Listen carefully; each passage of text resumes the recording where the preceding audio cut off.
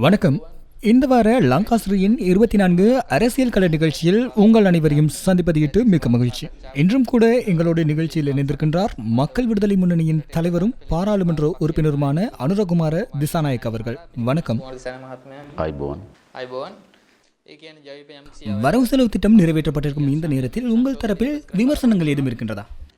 இந்த அரசாங்கம் நிலையான பொருளாதார கொள்கை அல்லது வேலை திட்டங்களை கொண்ட அரசாங்கம் இல்லை. அதேபோன்று அரசாங்கத்தில் உள்ளவர்கள் ஏகோபித்த முனைப்பாடு உடைய ஒரு அரசாங்கமாகவும் இது காணப்படவில்லை. இதனால் அடுத்தடுத்து வரவு செலவு திட்டத்தில் மட்டுமல்லாது பல்வேறு விடயங்களில் பல்வேறு யோசனைகள் முன்வைக்கப்பட்டு மாறுதல்கள் கொண்டு வரப்பட்டன. உண்மையில் வரவு செலவு திட்டத்தில் சில விடயங்கள் யோசனை முன்வைக்கப்பட்டு அவைகள் மாற்றியமைக்கப்பட்டன. இவைகள் நாட்டு மக்கள் முகம் கொடுக்கின்ற மிக பாரிய பிரச்சனையாக உள்ளதோடு நாட்டில் ஏற்பட்டுள்ள பொருளாதார பிரச்சனையாகவும் இது அமைந்திருக்கிறது. எனவே இது ஒரு தீர்வாக அமையப் போகின்ற ஒரு விடயமாக காணப்படுவதில்லை. முதலில் விரைவாக செயற்படுத்த வேண்டிய ஒரு விடயம் பிரச்சனைகள் அற்ற மாற்று வழிகள் எமது நாட்டிற்கு மிக அவசியமான ஒன்றாக காணப்படுகிறது. இது எந்த யோசனையையும் கொண்டு மாற்றியமைக்கக்கூடிய ஒன்று அல்ல. எல்லா பொருளாதார வழிகளும் பிணைக்கப்பட்டிருப்பது இது 68 வருட காலமாக காணப்பட்ட இந்த ஒன்றிலேதான். இது மக்களுக்கும் நாட்டு மக்களுக்கும் ஒரு தீர்வு திட்டமாக கொள்ள முடியாது. யோசனைகளால் மாற்றிவிடவும் இதனை முடியாது. இன்று உள்ள தேவை தற்போது உள்ள பொருளாதார கொள்கைகள் அல்லாது புதிய கொள்கைகளிலான ஆட்சி முறையே. ආර්ථික ප්‍රතිපත්තිය වෙනුවට වෙනස් ආර්ථික ප්‍රතිපත්තියක් ක්‍රියාවට නගන පාලනය. அப்படி மாறுபட்ட அரசாங்கம் தேவையாக இருந்தால் ஏன் கடந்த தேர்தலில் உங்கள் கட்சி போட்டியிடவில்லை? විශේෂම අපි බැලුවා ඒ ජනාධිපතිවරණ අපේ රටේ සුවිශේෂී අවස්ථාවක්. රාජපක්ෂ පාලනය අවුරුදු விசேடமாக நாங்கள் பார்த்தது அந்த தேர்தல் எதிர்பார்ப்புகளுடன் கூடிய ஒரு தேர்தல். ராஜபக்ஷ ஆட்சி 10 வருடங்கள் காணப்பட்ட நிலையில் அவர் மீண்டும் ஆட்சி பொறுப்பை கேட்டிருந்த நிலை அந்த நிலை. அதாவது 17 வருட ஆட்சி இடம்பெற இருந்த காலம் அது. அது போன்ற குடும்ப ஆட்சி நமது நாட்டில் நீண்டு போக செய்தால் அதனை தோற்கடிக்க ரத்தம் சிந்த வேண்டிய நிலை ஏற்படும். இதனால் அதற்கு எதிராக எழுந்த சாராருக்கு நாங்கள் ஆதரவு தெரிவிக்க வேண்டியாயிற்று. அதில் நாங்கள் குறிப்பிட்டிருந்த ஒரு விடயம்தான் ராஜபக்ஷ குடும்பத்துக்கு இடமளிக்க கூடாது என்று. நடைமுறைக்கு வந்த ஆட்சிக்கு உத்தரவாதம் அளிக்க முடியாதெனவும் நாங்கள் தெரிவித்திருந்தோம். மக்களின் உரிமைகளுக்கு வழிகோலும் என்ற வகையில் நாங்கள் கண்ட அந்த முடிவு அல்லது நாங்கள் கண்ட அந்த தீர்வு மக்கள் மத்தியில் உறுதியான மாற்று வழி என தீர்மானிக்கப்பட்டிருப்பது உறுதியான ஒரு விடயம். අද රටේ හැම ජන කොටසක්ම විශ්වාස කරන සහතිකයක් බවට පත් වී තිබෙන උපාය මාර්ගය බවට පත් වී තිබෙනවා. உண்மையில் எட்கா உடன்படிக்கை என்பது என்ன?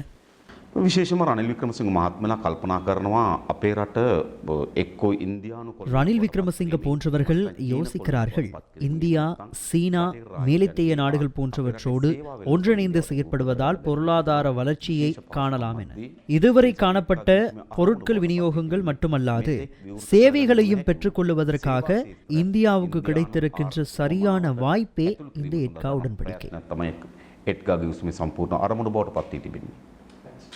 எஸ்பி திசாநாயக் அவர்கள் கூறுகின்றாரே இந்தியாவுக்கு எங்களிடமிருந்து பொருளாதார எதிர்பார்ப்புகள் எதுவும் இல்லை என்று.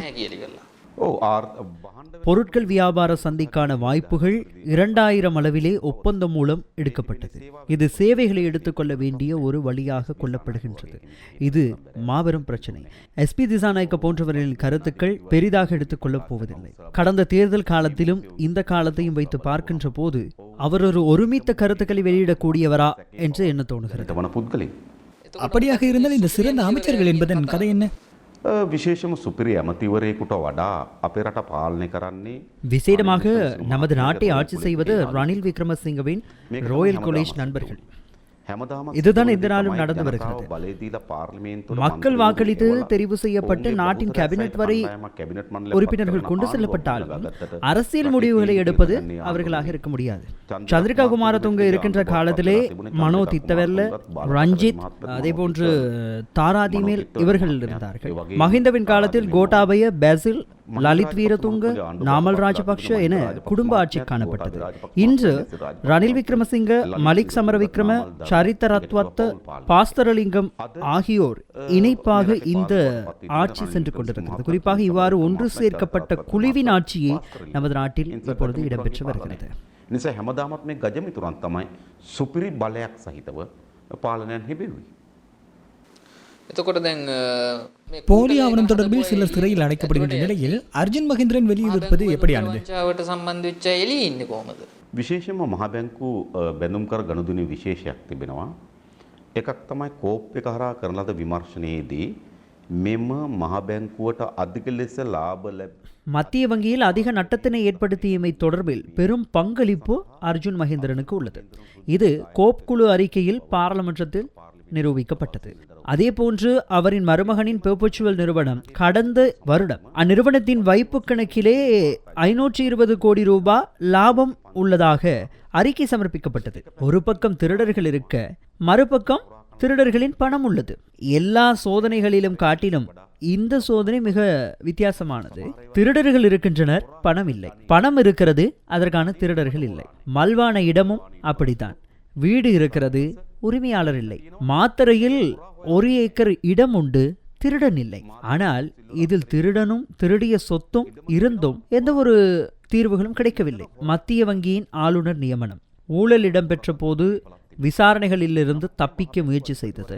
மீண்டும் பதவிக்கு வருவதற்காக எடுத்துக்கொண்ட முயற்சிகள், அதேபோன்று கோப் விசாரணையின் போது இடையூறு ஏற்படுத்தியதென அனைத்திற்கும் பின்னணியில் பிரதமர் தான் உள்ளார். தெளிவாக சொல்ல முடியும், பிரதமரின் பாதுகாப்பு அரவணைப்பில்தான் குற்றவாளிகள் சுதந்திரமாக செயல்பட்டு வருகின்றனர். සයිතා පැහැදිලිව අග්‍රාමාත්‍ය රනිල් වික්‍රමසිංහ මහත්මයාගේ රැකවරණය සහ ආරක්ෂාව මත තමයි මේ බැඳුම්කර ගනුදෙනුකරුවන් නිදැල්ලේ කටයුතු කරමින් සිටින්නේ. இந்த விடயங்கள் தொடர்பில் நடவடிக்கை எடுப்பதற்கு தாம் நீதிபதிகளிடம் யோசனைகள் முன்வைத்திருப்பதாக ஜனாதிபதி ஊடகங்களில் தெரிவித்திருக்கின்றாரே. ஜனாதிபதி அவருடைய வார்த்தைகளே நம்பிக்கையற்றதாகவே உள்ளது. முறையான ஆட்சியின் பலத்தில் குறைந்த பலமே அவருக்கு உள்ளது. அவருக்கு அநேகமான விடயங்கள் பத்திரிகையிலே அறிந்து கொள்ளும் நிலை ஏற்பட்டிருப்பதாக தெரிவிப்பதற்கு காரணமே இதுதான். எல்லாம் முடிந்தவுடனேயே சில விடயங்கள் அவர் தெரிந்து கொள்ளக்கூடிய ஒன்றாக இருக்கிறது. எனவே ஜனாதிபதியின் பேச்சு, விருப்பம் என்பன பலமற்ற ஒன்றாகவே இந்த காலம் அவருக்கு உள்ளது. ඒ කියන්නේ ජනාධිපති அப்படியாக இருந்தால் ஜனாதிபதி பிரதமரின் பகடக்காயா? பகடக்காய் என்பதை விட அவர் பதவிக்கு வந்த விதத்தை பார்க்கின்ற போது, அப்போது அவர் மக்களோடு இருந்து ஒத்துப்போன விடயங்கள், அவருக்குள்ள கடமைகளை பார்க்கின்ற போது அவருக்கு மட்டுப்படுத்தப்பட்ட அளவிலான பலமே காணப்படுகிறது. ஜனாதிபதி அவர்கள் அமெரிக்காவின் புதிய ஜனாதிபதிக்கு எழுதிய கடிதம் பற்றி எதுவும் தெரியுமா? තුමා දන්නවද? මා දැක්කා එතුමා එවැනි ලිපියක් යවපු බව ප්‍රකාශ කරලා තිබුණා මාධ්‍ය හරහා. அவர் கடிதம் எழுதியதாக ஊடகங்களிலே தெரிவித்திருந்தார். அவர் நினைப்பாராக இருந்தால் அமெரிக்காவின் புதிய ஜனாதிபதி ட்ரம்ப் அவருடைய கருத்து அந்த நாட்டிலே சமத்துவத்தை ஏற்படுத்தும் என்று, அது ஒரு பொருத்தமானது ஒரு கருத்தல்ல. அந்நாட்டின் அரசியல் முதல் சக்தியாக காணப்படுவது மருந்து, ஆயுதம், எண்ணெய் வளங்கள் என்பன. இதனை கொண்டு நாட்டினை கொண்டு செல்லக்கூடிய ஒன்றாக இருக்கிறது. இதனாலேயே ஒபாமா ஆட்சிக்கு வரும்போது மாற்றத்துடன் கூடியதாக நாட்டிலும் சரி அல்லது சர்வதேசத்திலும் சரி எதிர்பார்ப்பு ஒன்றினை ஏற்படுத்தி அவர் ஆட்சிக்கு வந்தார். இருந்தும் அவரால் ஒரு புதிய பாதையில் செல்ல முடியாமல் போயிற்று. அதை விடுத்து ட்ரம்பிற்கும் புதிய ஒரு வழி கிடையாது. எனவே அவருடைய அரசியல் நிலையின் அடிப்படையாக கொண்டு கடிதம் ஒன்றினை எழுதியிருப்பார் என எங்களால் யோசிக்க தோன்றுகிறது. ප්‍රකාශයන් අනුව ඕයම් දේශපාලන තීරණයකට ලැබිය වෙන ලිපියක් ලියන්නේ නැති වී කියලා අපි කල්පනා කරනවා. அப்படியாக இருந்தால் அதனை நிரூபிக்கும் வகையில் ஆதாரங்கள் ஏதும் இருக்கிறதா? அவர் கடிதம் அனுப்பியதாக ஊடகங்களில் தெரிவித்திருக்கிறார். மாவீரர் தினத்தை அனுஷ்டிப்பதற்கு அரசாங்கம் அனுமதி அளித்திருக்கின்ற நிலையில் அதற்கு ஒரு தரப்பு எதிர்ப்பு தெரிவிப்பது ஏன்? වෙනවනේ. ඇයි මේ? ඇත්තටම අපේ යෝජනාව වන්නේ මිය යන හැම කෙනෙක් இறந்து போனவர்களுக்காக நினைவஞ்சலி செலுத்துவது தவறானதொரு விடயம் அல்ல.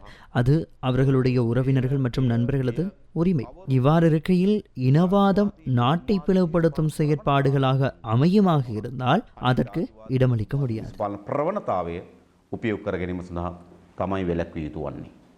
විදායක ධූරයේ බලදල සහමුලින්ම හවුසි කරන කතාව පැත්තකින් තියලා நிறைவேற்ற அதிகாரத்தை இல்லாமல் செய்வது ஒரு புறம் இருக்கட்டும், புதிய அரசியலமைப்பில் வடக்கு கிழக்கு ஒன்றிணைக்கப்பட்டு தனி அழகாக கொண்டு வரப்பட்டால் ஜேவிபியினுடைய நிலைப்பாடு எப்படி இருக்கும்? කරලා වෙනම පාලනයක් ගෙනා යුතුයි කියලා ජයපින්නේ කොයි වගේ ස්ථාවරයකද ඒ වෙලාවේ? අපි කලබල විය යුතු නැහැ අනියමාර්ථ අසම්භාව්‍ය ක්‍රියාවලට පිළිතුරු ලබා දෙන්න. මොකද මේ ව්‍යවස්ථාව සාකච්ඡා நாங்கள் தடுமாறப் போவதில்லை பதில்களை பெற்றுக் கொடுக்க. காரணம், அந்த அறிக்கை தயாரிப்பதற்கான குழுவில் நானும் தினேஷ் குணவர்தனவும் அங்கம் வகிக்கிறோம். 1978ஆம் ஆண்டு கொண்டுவரப்பட்ட இந்த ஆப்பில் 19 முறை சீர்திருத்தங்கள் இடம்பெற்றன. அதிலே 17 தடவைகள் ஆட்சியில் இருந்த கட்சிகள் தங்களது பலத்தை கூட்டிக் கொள்வதற்காகவே செயற்பட்டன. மக்களுக்கு தீர்வுடைய புதிய அரசியல் அமைப்பு தேவை. அதற்காக நாங்கள் ஒன்றிணைந்து செயற்படுவோம். இதில் நாட்டை பிளவுபடுத்த அல்லது இனவாதத்தினை தூண்டுகின்ற வகையில் செயற்பாடுகள் ஏதாவது நடக்குமாக இருந்தால், நாட்டிலே அமைதியற்ற சூழலை ஏற்படுத்த முயலும் செயற்பாடுகளுக்கு மக்கள் விடுதலை முன்னணி எதிர்ப்பை வெளிப்படுத்தும். අස්ථාවර කිරීමේ දිශාවට ඇතුල් වෙන යෝජනාවන්ට ජනතා විමුක්ති පෙරමුණ කිසිසේත්ම සහාය නොදෙන බව සහතික කරනවා. 13வது சீர்திருத்தம் தொடர்பில் ஜேவிபியினர் அன்று கொண்டிருந்த நிலைப்பாட்டில் தான் இன்றும் இருக்கின்றார்களா? විශේෂම අපි දන්නවා ලෝක දේශපාලනය වෙනස් වෙනවා. මාක්ස්වාදය කියන්නේමත් உலக அரசியலில் மார்க்சிச கொள்கை மாறுபடும் ஒன்று. பிளவுபடுத்தும் இனவாத போர்முறை நிராகரிக்கப்பட்டிருக்கிறது.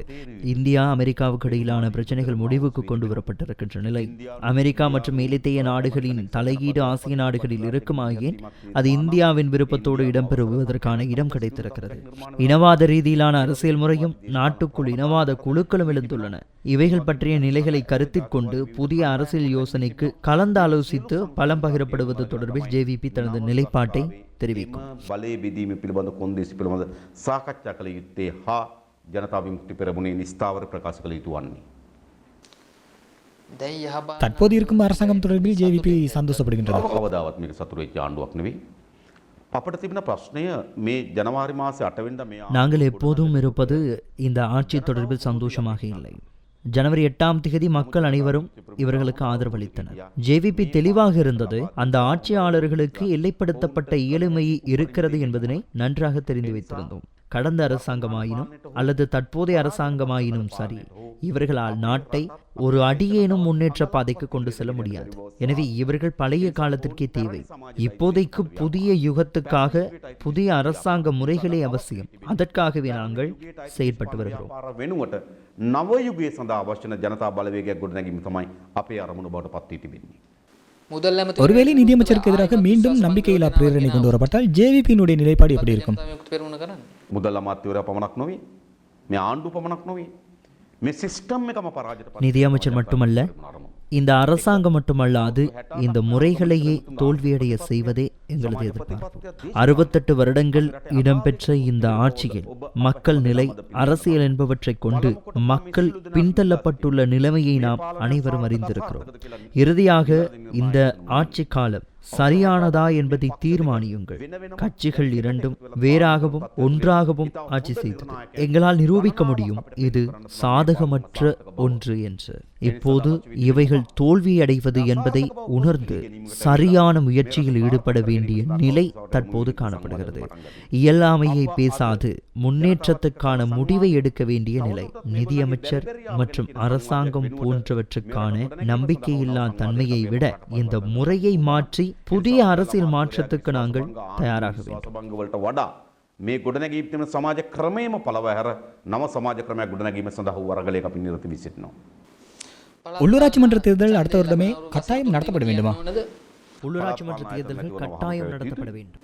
ஏன்? පළාත් පාලන ආයතන තමයි சாதாரண மக்களின் அனைத்து விடயங்களிலும் இது பிணைக்கப்பட்டுள்ளது. இது தற்போது திணைக்களங்களாக உள்ளன.